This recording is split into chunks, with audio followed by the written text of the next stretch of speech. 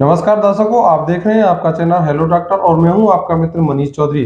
जैसा कि आप जानते हैं कि हम आपके स्वास्थ्य को लेकर आपको छोटी-बड़ी अपडेट उपलब्ध कराते हैं। आज हम आपको ऐसी जानकारी देने जा रहे हैं जो कहीं न कहीं आपके परिवार या आपको किसी न किसी को ज़रूर होगी। किसी न किसी को चोट लग जाती है, एक्सीडेंट हो जाता है और सर्दी आते ही उनको चोट में दर्द शुरू हो जाता है। ऐसे में हमारे साथ अंकित जी हैं, डॉक्टर साहब उनसे जानने की कोशिश करते हैं अगर किसी को भी इस प्रकार का प्रॉब्लम है तो किस प्रकार से इस बीमारी का निदान करें और क्या उसका उपचार है? जी डॉक्टर साहब। नमस्कार। मैं डॉक्टर अंकित चावला। मैं एक हड्डी और जोड़ विशेषज्ञ हूँ। मैं क्यूआरजी हॉस्पिटल सेक्टर 16 फरीदाबाद में काम करता हूँ और मथुरा में हर पहले और तीसरे बुधवार को डेली ओपीडी के लिए हम आते हैं। तो जैसे कि आपका सवाल है कि हमें सर्दियों में जो होते हैं मरीज़ होते हैं जिनको कभी चोट लगी होती है या फिर लोगों को जोड़ में स्टिफनेस आना या जोड़ में दर्द बढ़ जाना वाली कंप्लेंट बहुत होती है। तो इसके कई कारण हैं। एक तो सर्दियों में टेम्परेचर कम हो जाता है, हवा ड्राई हो जाती है, तो हमारे जोड़ों में, हमारी मांसपेशियाँ में टेंशन बढ़ जाता है, जिसकी वजह से जोड़ों में स्टिफनेस आना, दर्द बढ़ना शुरू होता है। तो इसके लिए कई उपाय हैं जो हम कर सकते हैं ताकि इस प्रॉब्लम में हमें कम से कम प्रॉब्लम लगे या इसका निजात पा सकें। तो सबसे पहले और सबसे ज़रूरी चीज़ है कि आपका रूम का टेम्परेचर, आपके शरीर का टेम्परेचर ज़्यादा से ज़्यादा जब ठंड है, रात का समय है या सुबह की समय है, तो बाहर जाना अवॉइड करें, इंडोर्स रहें। अगर इंडोर में टेम्परेचर मेंटेन करना है तो कुछ हीटर या कोई तरीके का जिससे रूम का टेम्परेचर मेंटेन रहे। आपकी क्लोथिंग, कपड़े जो आप पहनते हैं वो प्रॉपर होनी चाहिए। सिर्फ ऊपर ही नहीं, हमें अपने नीचे जो लोअर्स पहनते हैं वहाँ पे भी वार्मर या उसका इस्तेमाल करें ताकि घुटने जो हैं हमारे वो कवर्ड रहे, उनके आसपास टेम्परेचर मेंटेन रहे।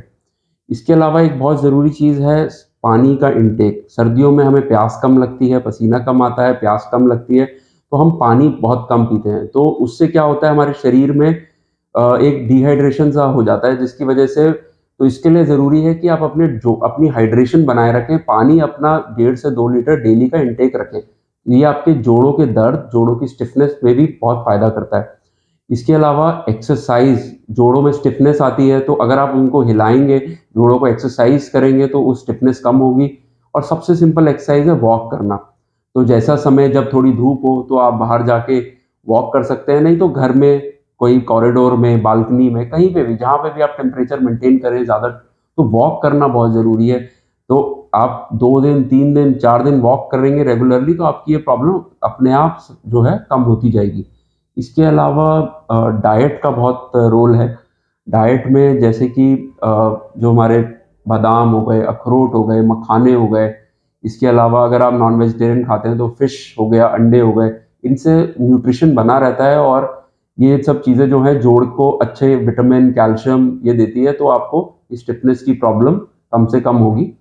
और साथ में थोड़ा विटामिन डी का सप्लीमेंट्स या कैल्शियम की टैबलेट्स, ये जैसे एज अगर आपकी 50 से ऊपर है तो ये रिकमेंडेड होती है, जो कि आपको विंटर्स में तो ज़रूर लेने चाहिए।